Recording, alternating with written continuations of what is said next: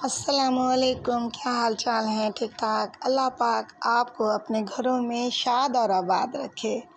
मेरी दुआएं हमेशा आप लोगों के साथ हैं।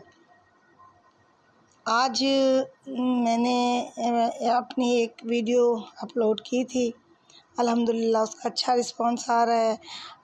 ख़्याल आया कि जिन दुआओं ने हमें इस काबिल बनाया है कि हम बात कर सकें दूसरों से एतमाद के साथ, उन लोगों को हमेशा अपनी दुआओं में याद रखना चाहिए।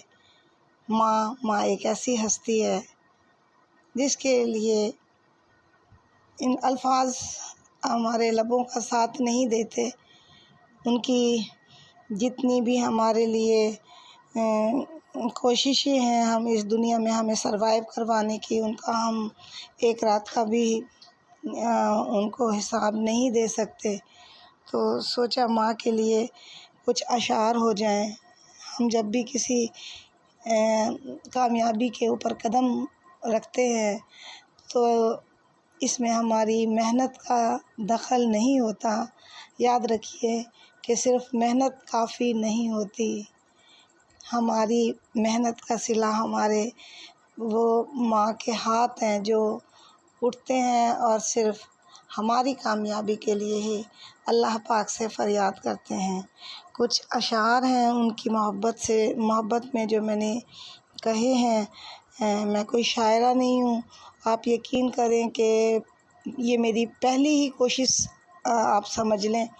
अगर आप लाइक शेयर और मुझे कमेंट्स में आगाह करेंगे तो ज़रूर मैं अपनी इस कोशिश को जारी रखूँगी और अपने वालिदैन के लिए, उस्तादों के लिए और अपने नबी पाक सल्लल्लाहु अलैहि वसल्लम के लिए जो भी अशार मैं लिख सकी वो ज़रूर लिखूँगी। मेरा पहला शेर है। उन दुआओं को दुआ दो उठाकर दामन, जिन दुआओं से मिला तुमको ये रोशन आंगन। वो दुआएं जो निकलती हैं दिल से रातों में, रोशनी बन के उतर जाती हैं मनाजातों में। तेरी सांसों में बसी मेरे लम्हों की खुशबू, मुझको मिलता है सुकून उनकी बरसातों में। हरारत इन दुआओं की मैं महसूस करती हूँ, ख़ुसूसन तब जब मैं किसी मुश्किल में पड़ती हूँ। अपना बहुत ख़याल रखिएगा।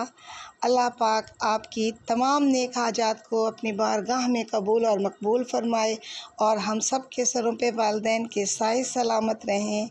जीते रहिए, खुश रहिए। अल्लाह हाफ़िज़।